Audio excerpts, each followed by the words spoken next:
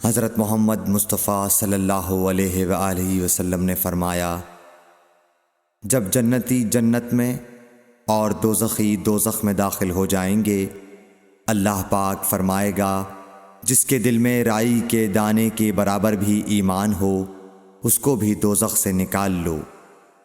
تب ایسے لوگ دوزخ سے نکال لیے جائیں گے اور وہ جل کر کوئلے کی طرح سیاہ ہو چکے ہوں گے، پھر زندگی کی نہر میں یا بارش کے پانی میں ڈالے جائیں گے۔ اس وقت وہ دانے کی طرح اگائیں گے جس طرح ندی کے کنارے دانے اگاتے ہیں۔ کیا تم نے نہیں دیکھا کہ دانہ زردی مائل پیچ در پیچ نکلتا ہے؟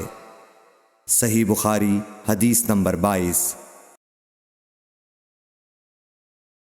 حضور اکرم صلی اللہ علیہ وآلہ وسلم نے فرمایا، میں ایک وقت سو رہا تھا، میں نے خواب میں دیکھا کہ لوگ میرے سامنے پیش کیے جا رہے ہیں اور وہ کرتے پہنے ہوئے ہیں، کسی کا کرتا سینے تک ہے اور کسی کا اس سے نیچا ہے۔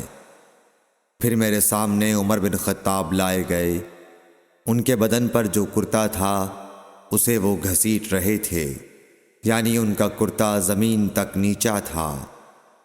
صحابہ رضی اللہ تعالی عنہ نے پوچھا کہ یا رسول اللہ اس کی کیا تعبیر ہے؟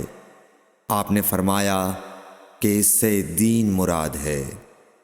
صحیح بخاری حدیث نمبر 23۔